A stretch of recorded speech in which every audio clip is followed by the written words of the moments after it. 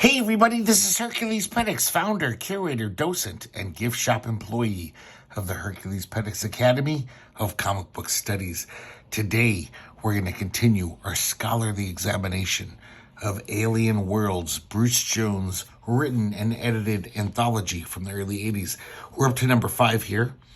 We have a new member to the creative contributors, John Bolton, the great English cartoonist, doing this very spicy pulp type cover, probably at the direction of Bruce Jones, because Bruce Jones, for all of his great writing, was also very much into cheesecake and kind of adolescent fixations on the female form. So we see this total like spicy pulp space heroine with this ludicrous space helmet. It's designed well, but whatever. I don't think it's very practical, especially considering that the rest of her is like half naked. And we see this really amazing monster, though. That's like a nightmare image. Very interesting, great design, and then even to make it a little odder, look at this like horrific.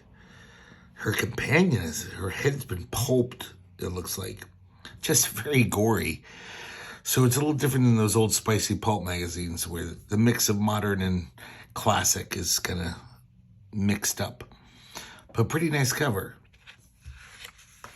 John Bolton, I always thought was very interesting because he's one of the few, maybe the only English cartoonist that didn't come up through 2000 AD. I can't think of it. Almost all the greats, Brendan McCarthy, Simon Bisley, Brian Bolland, Dave Gibbons, they all came up through 2000 AD. That was the monolithic, that was like the Marvel/DC of England. But John Bolton did all these other weird little magazines like the Halls of Horror and those, just various stuff, but made a name for himself because he's fucking brilliant. He's a really good artist. And then I think Marvel snatched him up first in America. And so kind of interesting. First story we have is Lip Service. Script Bruce Jones, art John Bolton. This is kind of an interesting story. It's kind of got like a double narrative where we jump between two stories. We start off with this kind of praying mantis bug. It's on an alien planet, though, so it's a little different than a praying mantis, I imagine, but pretty much it's a praying mantis. He even has a name. His name's Cleet. So it's like his first-person narration in the captions. And, he's a bug. So he's just pretty simple.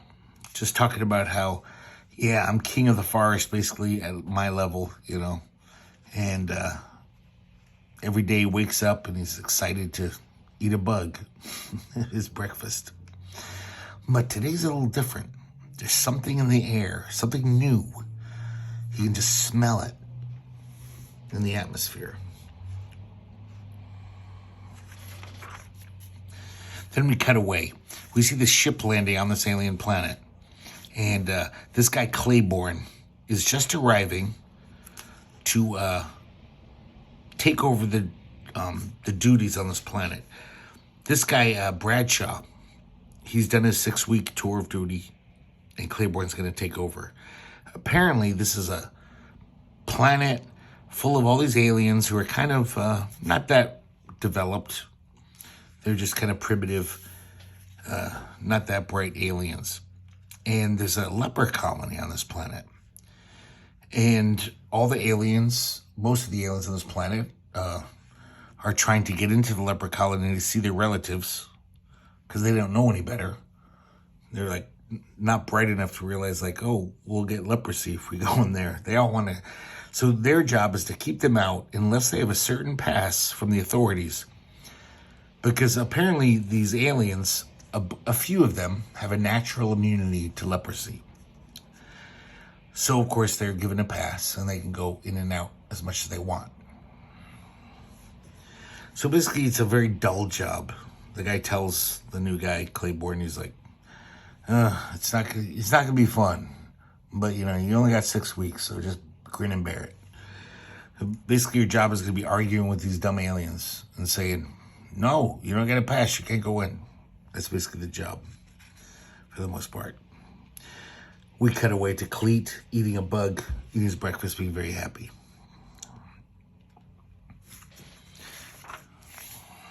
So it just goes back and forth between the two. We find out a little bit more from the humanoids. Well, I guess they're humans, and about the situation.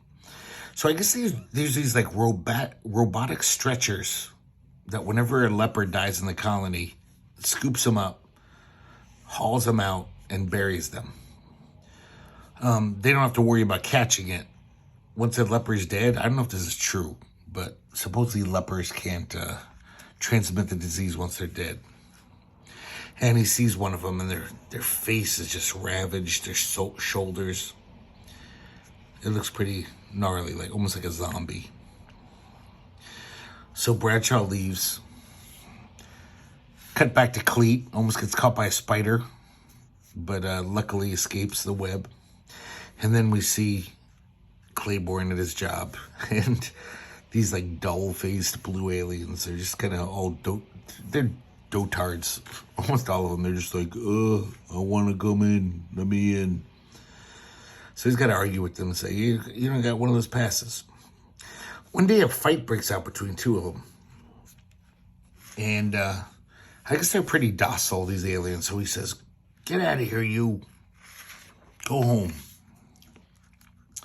The guy remaining is kind of beat up. He's got a shiner. So he said, Claiborne's a pretty nice guy. He says, hey, let me patch you up. I don't want that black eye to get infected. And then the guy pulls out his pass. He's like, oh, you have a pass. You want to get into the leper colony? And he says, okay. And then he realizes that for his first week working there, he's never seen a female of the species. It's all men. Every single guy in the line that he's dealt with has been a guy. He's like, that's weird. Then Bradshaw video calls him from his new assignment. And this is very Bruce Jones. His new assignment, apparently, he's on some tropical planet where I don't know what his job is, but apparently there's just these nubile, nude, humanoid women running around who seem to fall into bed with him at the drop of a hat. It's like a total 13-year-old fantasy going on there. He mentions the thing that there's the fact that there's no females, and Bradshaw says, "Oh yeah, I never really thought about it, but you're right. Maybe they're just not liberated on that planet, and the males force the females to stay home." So one day, one of those robotic stretchers carries another dead person out of the leper colony, and Claiborne recognizes him. He says, that's the guy. I patched his eye. I can still see the remnants of the patch on his face. What the hell? He had the card. He shouldn't be able to contract leprosy. So he does a little scientific study and realizes that he doesn't have leprosy. In fact, his cell structure is exactly the same as a normal, blue alien from this planet. So he calls up Bradshaw again, and he explains this to him. And Bradshaw says, what killed him then if it wasn't leprosy? He's like, I don't know. That's what I'm curious about. So he's going to call Central Control. They're the ones who issue those cards, those that let them in. And Bradshaw says that's a totally top secret installation, but I got some friends on the inside. I'll snoop around. I'll ask them. Once again, cutting away to Cleet. That's a great panel. Bug face. And Cleet is really getting the musky odors. It's springtime. He's It's mating season. He's just like, can't even think about eating. He's like, oh my God, I smell a female, basically. So now back to Claiborne. I think this is pretty early in Bolton's career. There's some panels in here that are, to be honest, subpar for Bolton. Bolton stuff is usually pretty amazing. But a lot of this is just not that great. I could have looked it up, but I can't even remember when Bolton came over. I think some of the earliest stuff he did was in Epic Illustrated. Some Marvel weird black and white stuff, for Marvel previews. Like he did a Cull the Conqueror comic. It could have been right around this time, but I remember like right out the bat, the first shit I saw by him was amazing. So I'm a little surprised by how crude some of this is, some of these panels. Not that great.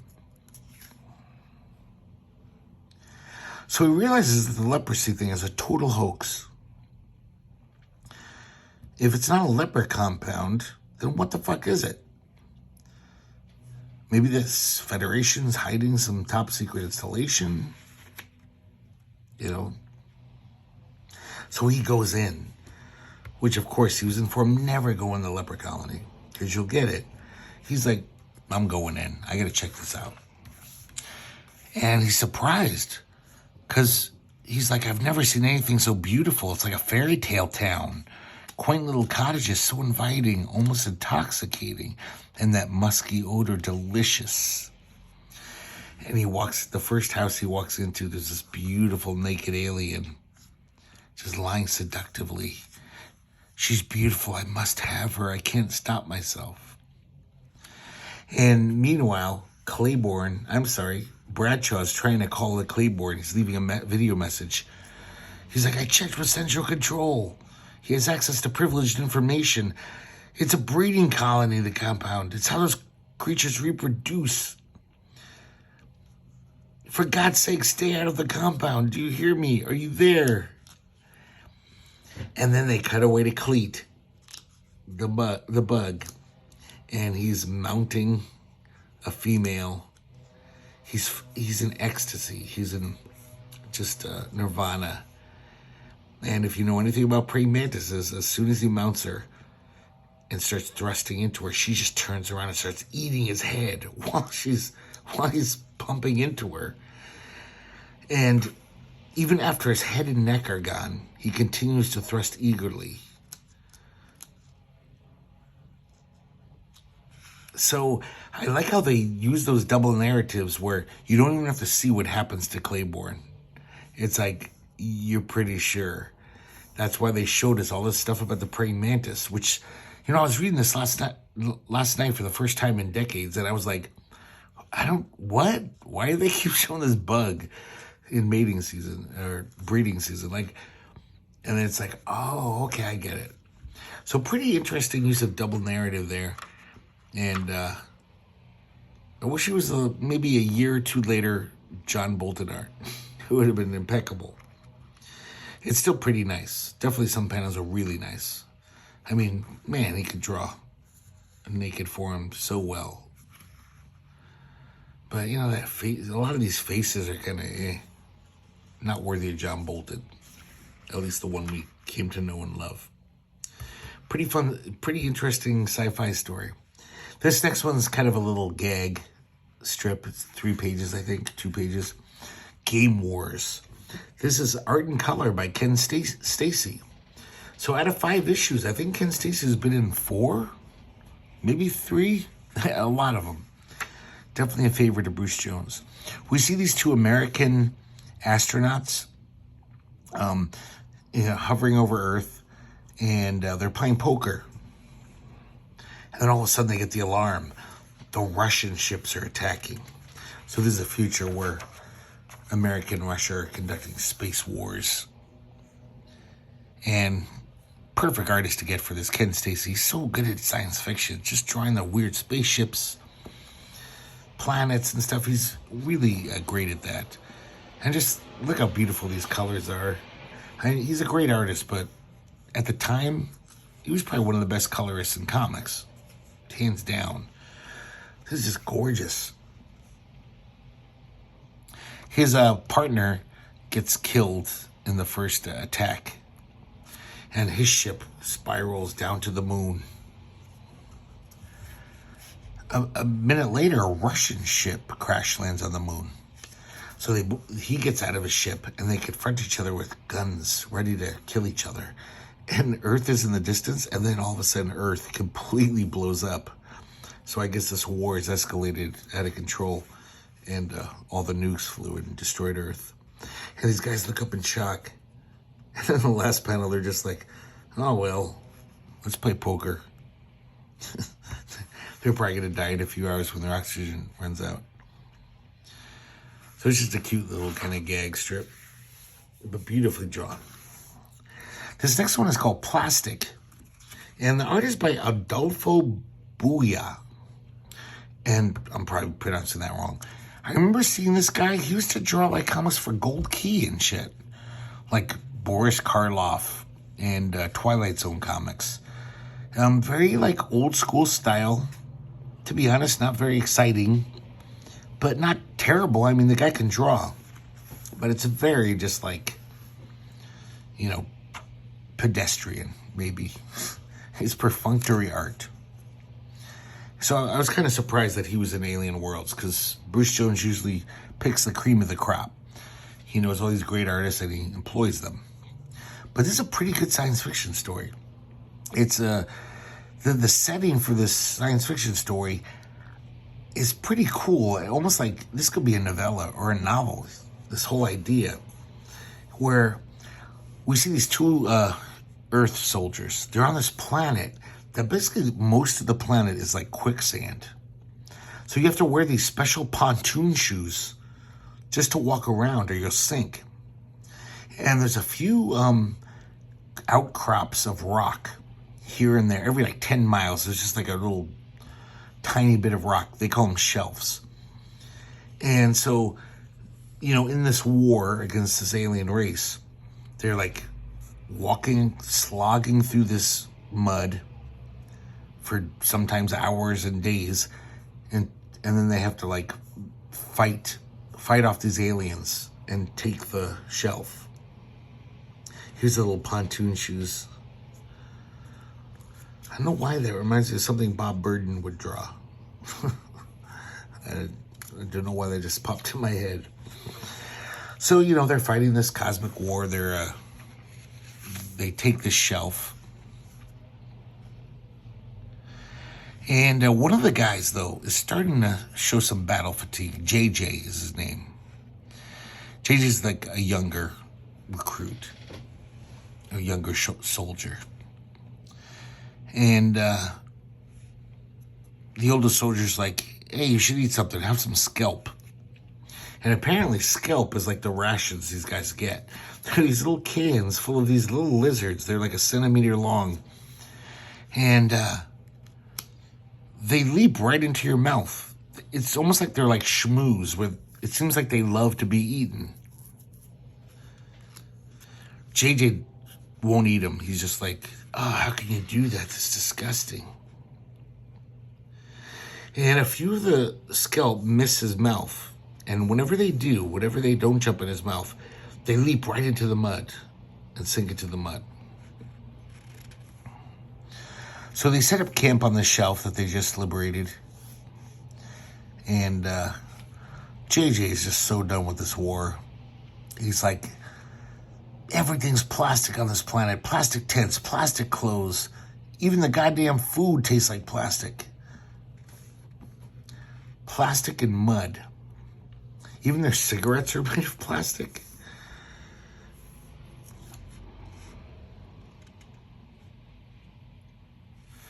So it doesn't look good for JJ. It seems like he's coming apart at the seams. The enemy hits them at night, in the middle of the night. And JJ's kind of losing it. He's going nuts.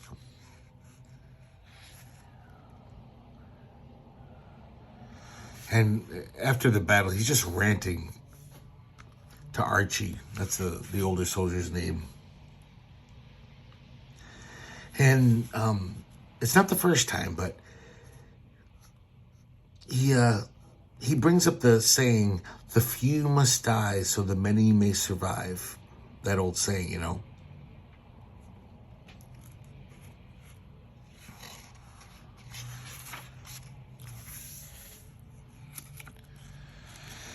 So they get in another battle, find another shelf, and in the middle of the night, Arch wakes up, and he starts looking for JJ, and JJ just, he stood still in the mud, and it was slowly sinking. So it's kind of fascinating. In this world, if you don't keep moving, if you stand still for like 10 seconds, you'll start sinking, and you're done for. Once you start sinking, it's like quicksand. So JJ is in the mud, and Arch says, "Why?" And, you know, JJ seems like he's lost his mind. He's laughing. And he says, "I figured it out last night, Arch. Ain't no sense in waiting. Can't beat him. May as well join him. They won right under our noses." And then he sinks under the mud. So Arch walks off. And he's thinking about what he said. And JJ also brought up the fact that when was the last time we saw the COs? That's the little like CO station where they pick up new supplies. You know, if they need new boots or uniforms, they get them. The guy realizes, yeah, I guess I haven't seen one in maybe a few years. We're just tromping out here in the mud forever. What the hell's going on? So he starts questioning stuff. He's like, where does the fresh supplies of scalp keep coming from?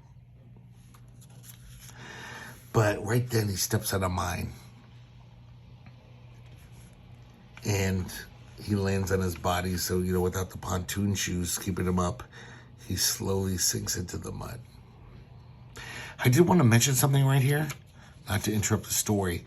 But once again, like almost all these stories, they're colored by Joe Chiodo, who went on to be like the big colorist at Image Comics, early 90s. And I guess it might make sense, this monochromatic coloring for everything, because this planet is a mud planet. Not very interesting, maybe to show the drudgery and, you know, crappiness of this planet. But I gotta say, it's brutal. It's just dull. Look at this.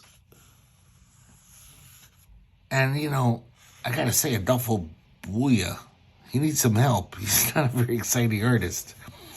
Maybe this could work for a better artist, but Adolfo Buia needs all the help he can get when it comes to, like, visual excitement. He's a kind of a dull artist. Not a bad artist. I mean, look at all his faces. They're totally well drawn. But all these just figures, you know, it's just kind of dull.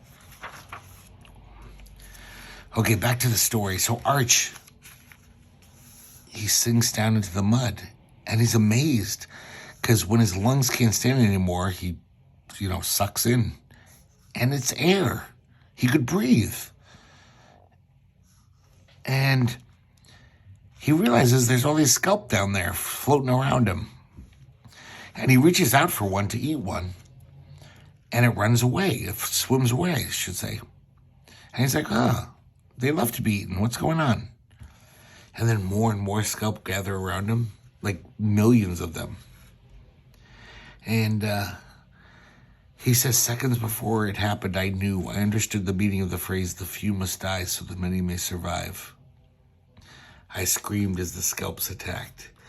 And then the scalps, basically like a little piranha, millions of them, just take little tiny bites out of him and devour him.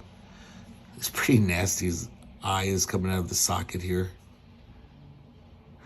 The war was over long ago, probably. The enemy, the real enemy, had won. And as he's dying, he thought he heard Jimmy Joe, JJ, laughing. Kind of a weird story. But I mean, it's a really fun sci-fi story. Like, I was totally digging it. And pretty interesting stuff. This next one's called Wasteland, which I don't understand why it's called that, the title. Tom Yates. Art. I maybe should say this again, guys. I haven't been saying the writer. All these stories are written by Bruce Jones. Okay. So this is weird. The caption tells us the story of this guy who's in a hospital. They found him half dead out in the desert. But for some reason we see this. But of course we'll realize why. So this guy's in the hospital, Mr. Stiles. He's got this kind of hot nurse that he's always hitting on her. And he really is annoyed to be there. Apparently everything on TV sucks. And he spends most of his days watching these shitty TV shows and like heckling them. Like talking back to the TV screen. And also pestering the nurse about like, God, can I get some real food? Every day I'm eating soup. I might as well be eating pickled rats. And she's like, yeah, it's doctor's orders. You gotta eat this shit. A Godzilla movie comes on and kind of triggers him. He's like, lizards. And we find out that's how he wound up in the hospital. He's a gold prospector, like a modern day gold prospector. He's out in the desert. And he reached for his pack and a Gila monster bit him. It scared him so much that he fell off the cliff he was on and bashed his head on the rocks. So he's lucky to be alive. So they found him and brought him into the hospital. And they put a plate in his head. So he's watching, one day the TV is showing this show that's like kind of odd. He sees this guy running through a jungle. And the guy's saying, hey, can anybody hear me? Is anyone out there? Vance, Jackson, can you hear me?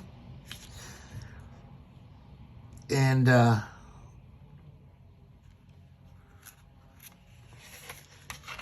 something weird about the show.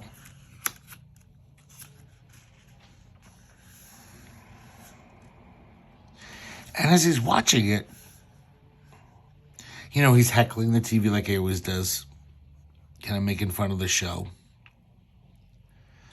And all of a sudden he realizes that the guy on TV starts responding to him. He says, Vance Jackson, is that you? It sounds like you're eating. And when he replies, I'm at Flagstaff Memorial Hospital, he answers him like, Flagstaff Memorial? Where the devil is that? And so they start having this conversation. And we find out that this guy is from the future. He's a time traveler. He's back in the Jurassic Age with a bunch of other guys. And somehow, because of the plate in his head, Mr. Stiles is picking up this transmission. So the nurse comes in, and he's like, can you hear this? What the hell's going on? And all she sees is a commercial. So it's only he is picking this up through the TV. She can't see it. I imagine no one else can see it except for him.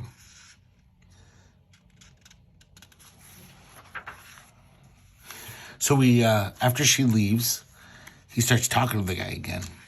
And apparently this guy's terrified because he's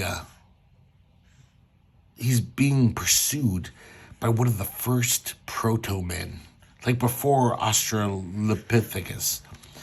This is like some half gorilla, half man thing, whatever, with a little axe. He says it's chasing him. And he's like, you got a gun, a laser gun. Just shoot him. And he's like, I can't. I'm a time traveler. I could totally erase mankind's history. This could be the first proto-human that led to the human race. So I just have to run. Hopefully he won't get me. I can't kill him, though. So all of a sudden, he's watching the TV. He sees that caveman jump out of the brush. And the guy's freaking out. He's like, ah! And he's running from him. And he's about to be killed by the caveman. And, his survival instinct kicks in. And he pulls out his gun and shoots him. And then all of a sudden, the TV fritzes out. And the nurse comes in. Enough, Mr. Stiles. time for lunch. I have a big surprise for you. Some nice plump pickled rat. And she's like a blue-skinned lizard lady. And now Mr. Styles is a blue-skinned lizard as well. So, I mean, so dumb, right? I mean, not to be a little like pushing my glasses up the bridge of my nose with one finger guy, but like, so all of history's been changed because the first lizards have taken over. And this guy's still named Mr. Styles. And he's still in a hospital with the same nurse, but she's a lizard. You know, it's just like, this happens a lot in those time travel stories. Like, oh, what if history was changed? Yeah, everything would be changed. It would be such unrecognizable. But it's kind of interesting as you're reading the story. But yeah, pretty dumb twist ending. And just kind of silly. But nice Tommy Eats Art, you know. Tommy Eats is my favorite artist. But he's definitely, he's got skills. He knows what he's doing. So there you have it. Once again, Bruce Jones, sometimes... I mean, think about it. This guy was writing 3 to 4... No, I'm sorry. He was writing 7 to 8 stories a month between this and Twisted Tales, the horror anthology. And he was cranking them out. And I'm pretty impressed by the high level he cranked them out at. But, of course, there's going to be a stinker every now and then. So there you have it, guys. Alien Worlds number 5. So another fun issue. Not the best one. Definitely not as silly as last issue. But some good stuff. And some really nice art. But hope you enjoyed it. And I hope to see you next time here at the Herculespetix Academy of Comic Book Studies.